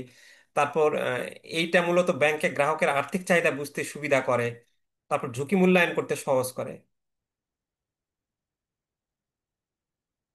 What are the liabilities and responsibilities of the introducer? হ্যাঁ, যে ইন্ট্রোডিউসার আসে তার লায়াবিলিটিস এবং রেসপন্সিবিলিটিস গুলো কি কি কি কি, আজম ভাই বলেন। ইন্ট্রোডিউসার আর হিসেবে কোনটা যাকে, স্যার? ইন্ট্রোডিউসার মানে পরিচয়কের দায়িত্বগুলো কি কি? স্যার ইন্ট্রোডিউসার, পরিচয়কারী হলো শনাক্তকারী আর কি আমরা বলি। হ্যাঁ, এটা তো স্যার আমরা অনেক সময় আমরা প্রাইভেট ব্যাংকে আমরা অফিসাররাই দিয়ে দেই আর কি অনেক সময়। কিন্তু এটা নিয়ম বেশিরভাগ হলো, দেয়, হ্যাঁ হ্যাঁ। নিয়ম হলো ব্যাংকে অ্যাকাউন্ট আছে এরকম একজন যে কোনো কাস্টমার দ্বারা তাকে শনাক্তকরণ আর কি, হুম যে হুম উনি তাকে চিনে। হুম এই হুম ইন্ট্রোডিউসার মানে হলো উনি তাকে চিনে আর কি। এই হুম হুম। ঠিক আছে, এটাই মানে আমরা যে ও ভালো মানুষ কিনা খারাপ মানুষ কিনা ওই একটা মানে সার্টিফিকেট দিবে আর কি, বলবে। স্যার এনআইডি ভেরিফিকেশন বের হওয়ার পরে স্যার এখন আর ইন্ট্রোডিউসারটা ম্যান্ডেটরি না স্যার। আগে এটা খুব লাগতো, এখন আর ওইরকম গুরুত্ব দেয় না। এরকম লাগে না স্যার, এখন এখন তো এনআইডি ভেরিফাই করে আমরা ওর অ্যাড্রেস প্লাস ওকে আমরা ট্রেস করতে পারি, যার কারণে এখন আর ইন্ট্রোডিউসার আমাদের ব্যাংকে প্লাস এটা ম্যান্ডেটরি না, অন্যটা আসলে যায় না স্যার, আমাদের এটা বেশিরভাগই আর নাই, শিথিল করা হ্যাঁ। উচিত। হুম। কারণ এতে ওই কাস্টমার আবার কাকে ইন্ট্রোডিউসার নিয়ে আসতে যাবে, মানে সবাই তো সেবাটা ইজি করার চেষ্টা করে, এতে ক্লায়েন্টও আবার একটা বিরক্তর ব্যাপার আসে। জি আমরা তো স্যার, সবাই চাই যে আমার বিজনেসটা হোক, ক্লায়েন্টকে কিভাবে ধরে রাখবো আর কি। এটা একটা সনাতনী একটা প্রথা আর কি স্যার, আগে থেকে হ্যাঁ, চলে আসছে, এখনো হ্যাঁ, এটা হ্যাঁ, ধরে হ্যাঁ, রাখছে। হ্যাঁ। আচ্ছা, যাই হোক, আপনারা ওইভাবে পড়ে নিলেন যেহেতু পরীক্ষায় আসে, একটু তাও জানলেন যে একজন পরিচয় প্রদানকারী অ্যাকাউন্ট খোলার প্রক্রিয়া গুরুত্বপূর্ণ ইয়া করে। ওই যে পরিচয় প্রদানকারী অ্যাকাউন্ট খুলতে আসা ব্যক্তির পরিচয় নিশ্চিত করে, এবং ওই জানায় যে আবেদনকারীকে আমি চিনি। ওই যে বলে যে আবেদনকারীর চরিত্র ভালো, খ্যাতির, কিন্তু গ্যারান্টি দেয় না উনি আর্থিক কোনো তথ্যের যথার্থতা, দেয় এগুলোই আর কি, সিম্পল। আচ্ছা, bank under what circumstances can A banker disclose the secrecy of A customer account? Normally আমরা জানি যে ব্যাংক তার কাস্টমারের কোনো তথ্য প্রকাশ করতে পারবে না, কিন্তু কিছু মানে গোপনীয়তা রাখতে হবে, কিন্তু কিছু কেসে ব্যাংক তার কাস্টমারের তথ্য প্রকাশ করতে পারে। সেটা কোন তথ্য ক্ষেত্রে? যদি আইনি বাধ্যবাধকতা, যদি আদালত আহ, বা আদালতের আদেশ থাকে বা সরকারের অনুরোধ থাকে, তখন ব্যাংকগুলোকে আপনি গ্রাহকের তথ্য প্রকাশ করতে পারবেন। জনসাধারণের প্রতি দায়িত্ব, যদি জনসাধারণের প্রতি কোনো দায়িত্ব থাকে, যেমন কোনো অপরাধ প্রতিরোধ বা জাতীয় নিরাপত্তা বিষয় থাকে, তখন তার তথ্য আমরা প্রকাশ করা ন্যায়সঙ্গত হতে পারে। তাছাড়া তো আমরা ব্যাংকের মেইন কাজ হচ্ছে গ্রাহকের গোপনীয়তা বজায় রাখা, তার তথ্য তো আমরা দিতে পারি না।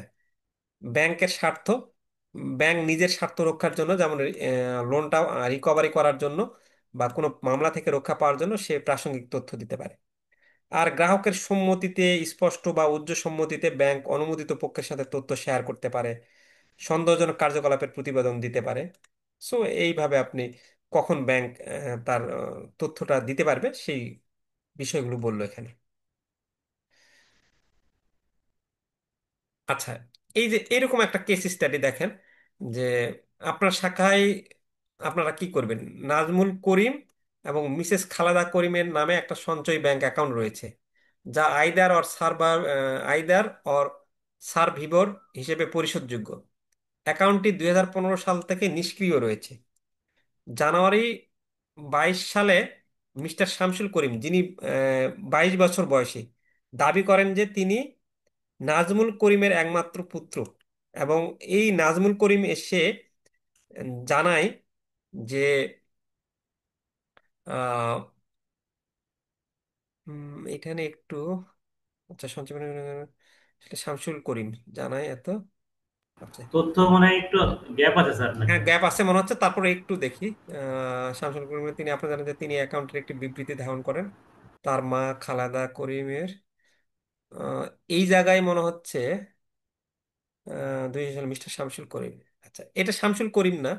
আচ্ছা, তথ্যটা তো মনে হচ্ছে একটু, আচ্ছা ঠিক আছে, ঠিক আছে। শামসুল করিম নামে, এই শামসুল করিম হচ্ছে হলো নাজমুল করিম, নাজমুল হচ্ছে হলো ওর বাবা, শামসুলের বাবা হচ্ছে হলো নাজমুল। হ্যাঁ, এবং তার মা হচ্ছে কি খালেদা। তো অ্যাকাউন্টটা 2015 সাল থেকে ইনঅ্যাক্টিভ রয়েছে। পরে 22 সালে এসে তার ছেলে শামসুল করিম বলতেছে যে তিনি এই অ্যাকাউন্টের বিবৃতিটা, এটা ইংলিশে আমরা পড়ি তাহলে আপনাদের জন্য ইজি হবে, ইংলিশে আছে কিনা, হ্যাঁ। তিনি বলতেছে এসে যে he holds a statement of this account, his mother Khaleda Karim died in 2012। সে বলতেছে যে 2012 সালে আমার মা মারা গেছে। আর 2010 সালে আমার বাবা, his father leave the house in 2010 সালে আমার বাবা বের হয়ে গেছে, এবং তারপর থেকে তার আর খুঁজে পাওয়া যাচ্ছে না। এখন সে, he has the information that, সে জানে যে এই safe deposit locker is also there in their name. সে কোনোভাবে জানতে পারছে যে একটা সেফ ডিপোজিট লকার নামে এই অ্যাকাউন্টে আছে। The key of the locker is not traceable, এই লকারের চাবি খুঁজে পাওয়া যাচ্ছে না।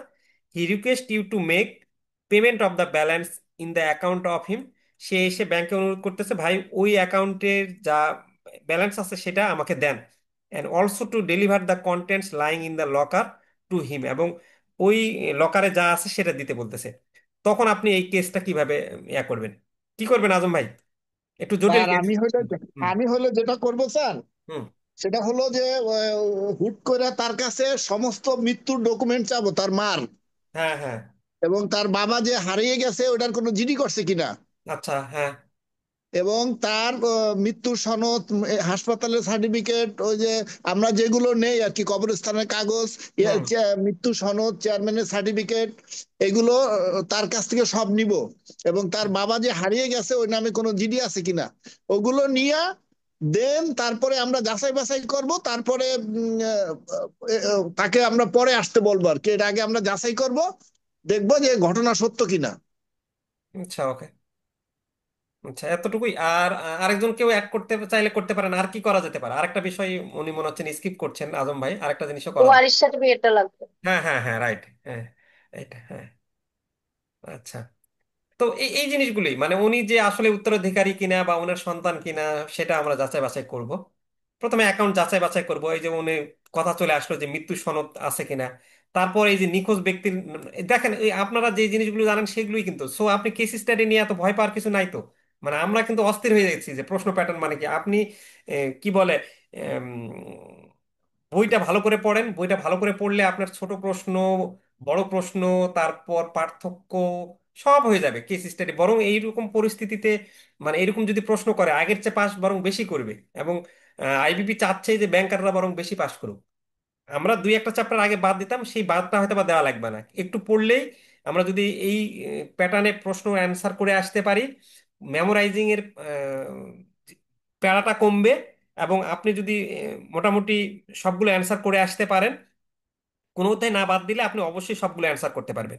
এবং সবগুলো অধ্যায় একটু কষ্ট করে অ্যান্সার করে আসলে মার্কসটা বেশি আসবে। আগে তো থ্রোলি আপনি আম, কি বলে 5টা ব্রড প্রশ্ন লিখে মার্কস ওইরকম ভাবে বেশি পাওয়া যেত না। যদি শর্ট প্রশ্ন দেয় শর্ট প্রশ্নের মার্কস ভালো আসবে, এইরকম কেস স্টাডি দিলে কেস স্টাডির মার্কস ভালো আসবে। সো এই জিনিসগুলোই, এই যে নিখোঁজ ব্যক্তির প্রতিবেদন বলছে আমরা করব, তারপর আইনি দলিল দেখব, লকার অ্যাক্সেস, সেফ ডিপোজিট লকারের জন্য আমি চাবি হারিয়ে গেলে লকার অ্যাক্সেস করার জন্য আমাদের ব্যাংকের কি পদ্ধতি আছে সেটা করব। ডরমেন্ট অ্যাকাউন্ট পদ্ধতি কি, ডরমেন্ট অ্যাকাউন্ট পুনরায় সক্রিয় করার জন্য ব্যাংকের কি পদ্ধতি। আপনাদের মেইনলি ডরমেন্ট অ্যাকাউন্ট সক্রিয় করার জন্য পদ্ধতিগুলো কি কি আজম ভাই? তার ডরমেন্ট অ্যাকাউন্ট হলে, আমরা যদি ব্যক্তি অ্যাকাউন্ট হয় তাহলে ভোটার আইডি কার্ড নেই আর অ্যাপ্লিকেশন নেই, আচ্ছা আর হলো একটা জমা দেওয়ার জন্য একটা ডিপোজিট নেই। আচ্ছা এবং আচ্ছা। এটা ওনার কাছ থেকে নতুন করে কেওয়াইসিটা নেই, একদম টোটাল ইন্ডিভিজুয়াল ফর্মটা ফিল আপ করি নতুন করে, যে আগের ইনফরমেশন বর্তমান ইনফরমেশন চেঞ্জ আছে কিনা। এবং আমাদের হেড অফিস থেকে ওটা আবার কনফার্ম করে যে আপনি আপনি ঠিক আছে, আপনি কিনা আর কি, না অন্য একজন 2 নাম্বারই করে আবার ডরমেন্ট অ্যাকাউন্ট অ্যাক্টিভ করতেছে, ওটা একটু যাচাই বাছাই করে অ্যাক্টিভ করে দেয়। তো এটাই লিখবেন। তারপর ওই যে উনি বললেন যে আমরা কি করব, আদালতের আদেশ বা উত্তরাধিকার সনদ, এই যে ওয়ারিশিয়ান সার্টিফিকেট আমরা দেখব। হ্যাঁ, যে তুমি বলবো যে আইনগতভাবে তুমি উত্তরাধিকারী কিনা সেটা প্রমাণ করো। সো এইভাবে আমরা কাজটা করব। আচ্ছা, ওয়াক ইন কাস্টমার কি? ওয়াক ইন কাস্টমার বলতে ওই সঙ্গে সঙ্গে যে কাস্টমারটা আপনার ব্যাংকে প্রথম যখন ঢুকছে, যিনি পূর্ব অ্যাপয়েন্টমেন্ট বা প্রতিষ্ঠিত সম্পর্ক ছাড়াই কোনো ব্যাংক শাখায় সরাসরি প্রবেশ করেন এবং পরিষেবা বা তথ্য পাওয়ার জন্য, তখন আমরা তাকে কি করি? আমরা কাস্টমার সেকশনে বেশিরভাগ কোম্পানির ক্ষেত্রে দেখি না যে আমরা মেয়েদের সুন্দর একটা মেয়েকে রাখছি যে সুন্দর করে অভ্যর্থনা দিচ্ছে, প্রয়োজনীয়তা তথ্য তাকে আমরা দেই, গ্রাহক কেন আসছে তা বোঝার চেষ্টা করি, পরিষেবা বিভিন্ন সেবা প্রদান করি, কিভাবে অ্যাকাউন্ট খুলবে না খুলবে, তথ্যটা যাচাই করি, গোপনীয়তা রাখি আমরা, এইগুলোই পারবেন। আচ্ছা, এখানে আরেকটা কেস স্টাডি যেমন দিয়েছে, এটা একটু আমার কাছে আমি যখন দেখছিলাম, আপনারা কি করেন একটু দেখেন, এটা একটু জটিল মনে হয়েছে। মিস্টার আব্দুল্লাহ সরকারি কর্মকর্তা হিসেবে অবসর গ্রহণ করছেন। এবিসি ব্যাংকে গুলশান শাখায় একটা সঞ্চয় অ্যাকাউন্ট তিনি রাখছিলেন। হ্যাঁ, তার দ্বিতীয় স্ত্রী মিসেস আজিজা আব্দুল্লাহ এই অ্যাকাউন্টের একজন নমিনি হিসেবে ছিল। এবং তারা তার প্রথম স্ত্রী মিসেস হানিফা আব্দুল্লাহ সহ তাদের 2 সন্তান নিয়ে একসাথে বসবাস করতেন। আচ্ছা, দুর্ভাগ্যবশত মিস্টার আব্দুল্লাহ 66 বছর বয়সে মারা যায়। 1 মাস পরে তার 2 সন্তান শাখায় এসে তাদের বাবার মৃত্যুর খবর জানিয়ে দেয়। পরের দিন মিসেস হানুফা আব্দুল্লাহ, যেটা হচ্ছে এই যে প্রথম স্ত্রী হানিফা আব্দুল্লাহ, হানিফা আব্দুল্লাহ ব্যাংক শাখায় তার আইনজীবী নিয়ে আসে এবং শাখা ব্যবস্থাপকের কাছে আবেদন করে যে তার স্বামীর প্রাপ্তর অর্থ তার যৌথ অ্যাকাউন্টে স্থানান্তর করা হোক, যা একই শাখায় মৃত ব্যক্তির সাথে বজায় রেখেছেন। এখন শাখা ব্যবস্থাপক হিসেবে আপনি কি করবেন, পরবর্তী পদক্ষেপ ব্যাখ্যা করেন। কি করবেন বিষয়টা বুঝতে পারছেন কি? যে আব্দুল্লাহ সরকারি কর্মকর্তা, তার সেকেন্ড ওয়াইফ হচ্ছিল আজিজে আব্দুল্লাহ। হুম এই আজিজে আব্দুল্লাহ কিন্তু এই অ্যাকাউন্টের আবার নমিনি হিসেবে ছিল। আর হুম ওইদিকে ফার্স্ট ওয়াইফ ছিল তার হানিফা আব্দুল্লাহ। দুই সন্তান আছে। এখন আব্দুল্লাহ 66 বছর বয়সে মারা যায়। পরে দুই সন্তান সহ এই first wife Hanifa Abdullah bank শাখায় আসে, আইনজীবী, এবং আবেদন করে যে তার স্বামীর যে টাকাটা আছে সেটা যৌথ অ্যাকাউন্টে হস্তান্তর করা হোক। কিন্তু এখানে আমার কাছে একটু অস্পষ্ট লাগতেছে। আহ, ওখানে অ্যাকাউন্টের নমিনি বলল যে আপনার আজিজে আব্দুল্লাহকে করছে। আবার যৌথ অ্যাকাউন্ট মানে এই যৌথ অ্যাকাউন্টটা কি তার প্রথম ওয়াইফের সঙ্গে করা ছিল? এখানে তো ওইরকম কোনো কিছু ইনফরমেশন দেয় নাই। এটা অন্য স্যার আরেকটা অ্যাকাউন্ট স্যার বলেছে। আচ্ছা। যৌথ অ্যাকাউন্ট স্যার ওনাদের সাথে, মানে ওনার হাজবেন্ডের সাথে অন্য একটা অ্যাকাউন্ট। এইখানে হ্যাঁ। এইখানে এইখানে যে নমিনি যে আছে, হুম। বাংলাদেশের আইনে কিন্তু স্যার নমিনি টাকা পাবে। আচ্ছা। কিন্তু যদি আদালতের পরামর্শ চায়, আদালতের নির্দেশনা নেয়, তখন ফ্যামিলি মেম্বারদের সবাইকে ভাগ আমরা করে দেন। যেমন অনেক ক্ষেত্রে শরিয়া ভিত্তিক ভাগ করে দেই, হুম। বুঝছেন? কিন্তু হুম। বাংলাদেশের যে বর্তমান আইন, এই আইনে কিন্তু স্যার নমিনি টাকা পাবে। আচ্ছা। আচ্ছা, এখানে ওই যে আপনি যেমন বললেন যে ম্যান্ডেট, তার মানে ওইখানে কোনো কিছুই বলে নাই যদিও। তার মানে সে কাউকে ম্যান্ডেট করে যায় নাই, জাস্ট সে ওই অ্যাকাউন্টের নমিনি করে গেছিল আজিজে আব্দুল্লাহকে, তাই তো? আজিজ আব্দুল্লাহকে নমিনি করে গেলে হুম। বাংলাদেশের আইন অনুযায়ী সে আজিজ আব্দুল্লাহ কিন্তু টাকাটা পাবে, যদি আচ্ছা। আদালতের কোনো রায় তাদের কাছে না থাকে, আইনি কোনো না থাকে। আচ্ছা, ওকে। আরেকটা বিষয়, এই যে হানিফা আব্দুল্লাহ যে গেল, তার মানে কি হুম। ওই ব্যাংকেই হানিফা আব্দুল্লাহর সাথেও ওর হাজবেন্ডের আরেকটা অ্যাকাউন্ট খোলা ছিল? আজম ভাই। স্যার হুম। বা জি আর জি, এটাই বুঝেছে যে আলাদা একটা অ্যাকাউন্ট ওনার হাজবেন্ডের সাথে ওই ব্যাংকেই আছে, ওই অ্যাকাউন্টে টাকা ট্রান্সফার করতে বলছে।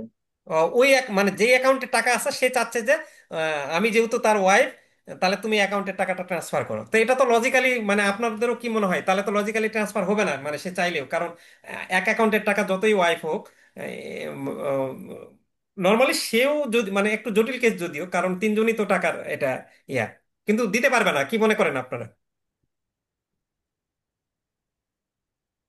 একদম মৃত্যুর ওই যে ডিসিজ কেস অনুযায়ী হুম। সবগুলো চেক হবে, এবং ওই যে ওয়ারিশান সার্টিফিকেট সহ শুরু করে তার মৃত্যুর সমস্ত সনদ নিতে হবে। হুম। এবং ওই তার সে নমিনির যাচাই বাছাই কইরা, নমিনি যদি ওই মহিলাই হয়, তাহলে ওই মহিলার অ্যাকাউন্টে টাকা দিতে হবে। আর যদি ওইখানে আইসা কোনো অবজেকশন দেয়, ছেলের আইসা বা প্রথম স্ত্রী আইসা, তখন এটাকে হোল্ড করে রাখবে, তখন বলবে যে এটা আদালত নির্ধারণ করবে, তোমরা আদালতে যাও, তখন এটাকে জাস্ট ব্লক করে রাখবে, কোনো সমস্যার যদি সৃষ্টি না হয়। হুম, তখন তো স্যার স্বাভাবিকভাবেই আদালতে স্যার এটা নমিনির পক্ষেই রায় দেয় স্যার। নমিনির পক্ষেই। আচ্ছা। হ্যাঁ, নমিনির পক্ষে রায় দেয় স্যার। আর বাংলাদেশে আদালত তো এখন নমিনি যে তাকেই টাকা দিতে হয়। হুম। আচ্ছা, জি আচ্ছা। জি স্যার, এটা একটা সার্কুলারই আছে স্যার, এটা হুম। যে নমিনিকেই টাকা দিতে হবে স্যার, অন্য কেউ যদি ক্লেম করে তাহলে এটা গ্রহণ করা হবে না স্যার এটা। আচ্ছা, আচ্ছা। তার মানে তার স্যার ওয়াইফ। আমরা স্যার আমি আমার একটা গল্প বলি স্যার, ছোট, বলেন একদম এক বলেন। মিনিটে শেষ করি। বলেন। সেটা হলো যে আমি আমার এক কাস্টমার মারা গেছে, তার অ্যাকাউন্টে 91 লাখ টাকা ছিল। ওরে বাপরে বাপ। তারপর? 91 লাখ টাকা ছিল, তার বড় ছেলেকে সে নমিনি করছে, আচ্ছা। এবং তার হলো 6 জন ছেলে ছিল, 3 জন মেয়ে ছিল, তার স্ত্রী ছিল। এখন এই লোক উনি। সবাই এসে কান্নাকাটি করছে যে এই আমাদের সম্পদ, আমাদের আর কোনো টাকা নাই। হ্যাঁ। তখন আমরা ওইখানে বইসা, আমরা ইউনিয়ন পরিষদের চেয়ারম্যান মেম্বারদের ডাইকা হুম। ওই বড় ভাইরে নিয়া হুম। আমরা একটা 300 টাকার স্ট্যাম্পে সাইন করছি যে আচ্ছা। তোমরা এই সব টাকা সরিয়া ভিত্তিক পাবা।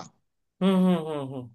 তখন আমরা কিন্তু এই ডিডটা আবার আমাদের হেড অফিসে পাঠাইছি। আচ্ছা। এরপরে আমরা অ্যাকাউন্ট টাকাটা কিন্তু ওই ছেলের অ্যাকাউন্টে দিছি, দিয়া ওই হুম। ছেলের অ্যাকাউন্ট থেকে সব ওর পারমিশন নিয়ে হুম। সব ছেলের মেয়ের অ্যাকাউন্টে ভাগ করে দিছি। বাহ, বাহ, বাহ। খুব ভালো একটা কাজ করছেন কিন্তু আপনি। জি। ওই মুহূর্তে ওইরকম একটা সিচুয়েশন হ্যান্ডেলও করছেন। এটা তো একটা ভালো ব্যাপার এবং ভালো না সলিউশন না দিয়েছেন। জি স্যার। হ্যাঁ। কারণ এটা তো সবাই পাওয়ার অধিকার, কিন্তু এখানে আবার দেখা যাচ্ছে যে অনেকে প্রতারণার ওই বড় কি বলে সন্তান এসে এরকমও করতে পারতো ম্যানেজারকে, যে আপনাকে আমি এক্সট্রা কিছু দিব, আপনি এটাকে, কারণ ওই হিসেব ওই যে আপনি যেহেতু নমিনি বললেন, তার মানে তো অন্য ছেলেরাও আচ্ছা, মানে শরিয়া ভিত্তিক তো পাবে, কিন্তু বাট আইনের মাধ্যমে গেলে কি তখন ওই বড় ছেলেই পাইতো? ওই বড় ছেলেই পাবে, এবং ওই অফারও দিছে স্যার, বুঝছেন? ওরে যে হ্যাঁ অফারও দিছে স্যার, আপনি 2 লাখ নিয়ে যান। বড় ছেলে বলছিল এরকম, মানে সুযোগ নেওয়ার হ্যাঁ, চেষ্টা হ্যাঁ, করছিল। হ্যাঁ। যাক, এটা আপনি অনেক ভালো কাজ করছেন, এটা শুনে ভালো লাগলো, খুবই ভালো কাজ করছেন। কারণ অনেক সময় তো আইনের ঊর্ধ্বেও সব অনেক কিছু আছে, তার বাবা হয়তো বা বোঝে নাই বা ওই সময় দিয়ে রাখছে, কিন্তু তার মানে তার বাবা কি সব সন্তানের জন্যই তো আহ, সে করতো এটা বা এ থাকলে, সো এটা যদি আবার তার বড় ছেলেকে দেওয়া হয়তো আপনার মানে এটা ঠিক হইতো না আর কি। কিছু কিছু সময় তো আমাদের আইনের ঊর্ধ্বে উঠে কাজ করতে হয়। তো এখানে এরা যেই ধাপগুলো বলছে যে মৃত্যুর তথ্য যাচাই করবে, হিসাবের বিবরণী পর্যালোচনা করবে, আর আরেকটা বিষয় আপনারা কেস স্টাডিগুলো একটু পয়েন্ট দিয়ে দিয়ে দিলে ভালো লাগে, তখন মার্কসটাও একটু বেশি আসবে, বুঝছেন? মনোনীত ব্যক্তির আইনি অবস্থান বুঝবেন, এগুলো একটু রিডিং পড়ে নেবেন, তাহলেই পারবেন, হ্যাঁ। আর এটা আমাদের আজকে এই প্রশ্নটা পড়ে আমরা শেষ করে দিচ্ছি, আজকে এটাই লাস্ট। যে how do you define ethical risk in banking? Banking এর নৈতিক ঝুঁকি বলতে বোঝায় এমন সম্ভাব্য ঝুঁকি যা কোনো ব্যাংকের কর্মচারী, ব্যবস্থাপনা বা প্রতিষ্ঠানের অনৈতিক আচরণ, সিদ্ধান্ত বা কার্যকলাপের কারণে উদ্ভূত হয়।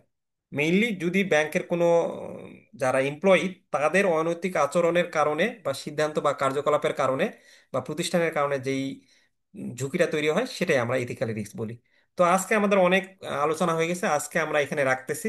কেওয়াইসি এগুলো কিন্তু পারবেন, এগুলো ওই যে অশিক্ষিত ব্যক্তির অ্যাকাউন্ট খোলার প্রক্রিয়া, সো এগুলো একটু রিডিং দেখে নিন। এই যে পাগল ব্যক্তির অ্যাকাউন্টগুলো কি, নির্বাহী এবং প্রশাসকের জন্য, সো এইখান থেকে আমাদের মডিউল 20 শেষ হয়ে গেছে। মডিউল সিটা একটু জটিল, মডিউল সির ক্লাসটা আপনারা অবশ্যই যেদিন করাবো সেদিন করে নেবেন, এই সপ্তাহের মধ্যেই আমরা করব, কারণ অনেকগুলো সাবজেক্ট তো আমরা শেষ না করলে পরে অনেক টাফ হয়ে যাবে। সো মডিউল সি চ্যাপ্টারটা কঠিন, এবং মডিউল সি থেকে প্রশ্ন আসে, সো মডিউল সিটা আপনারা অবশ্যই স্যার করবেন। স্যার একটু আগে থেকে জানাই দিয়েন স্যার, তাহলে একটু ভালো হবে। হ্যাঁ, একদিন আগে থেকেই জানাবো, আপনারা দরকার হলে একটু বা সকালবেলায় জানাই দেবো, আপনারা একটু প্রিপারেশন নিন, দরকার হলে বইটা আমি আলোচনা করার আগে একটু দেখে নিলেন, তাহলে আপনাদের মডিউল সিটা ইজি হবে। ওকে। রুটিন অনুযায়ী কি ক্লাস হবে না নাকি রুটিন? হ্যাঁ, রুটিন অনুসারেই ক্লাস হবে, রুটিন অনুসারেই হবে, কিন্তু আমরা এই যে আজকে সিটা মানে এরপরে যেটা দেওয়া আছে সেই অনুসারেই হবে, কিন্তু সিটা তো আজকে আমাদের প্ল্যান ছিল, তো বাট সিটা আরো অনেক বড় চ্যাপ্টার, সো এখন তো আর এটা আমরা মানে পারতেছি না, একটু কঠিনও আছে। মানে এক্সট্রা এক্সট্রা ক্লাস করতে হবে? হ্যাঁ, এক্সট্রা ক্লাসটা আমরা এটা নিব, আর বাকি যেটা রুটিন আছে সেই অনুসারে তো হবেই। জি জি। আমরা এক্সট্রা কিছু ক্লাস এক দুইটা করে নিব, যে যেগুলো যখন দেখতেছি শেষ করতে পারছি না, যেমন ইকোনমিক্সটা আমরা সেদিন পারি না, একবারে টাফ, তো ওই ইকোনমিক্সটা এক্সট্রা ক্লাস নিয়ে কমপ্লিট করবো আর কি। অনেকে আছে ওই যে মেটামেন্টর একদিনে 3-4টা কম চ্যাপ্টার শেষ করে দেয়, তো ওইভাবে শেষ করতে গেলে আসলে পড়ার পড়া কিছুই হয় না। তো ঠিক আছে, রাখি তাহলে।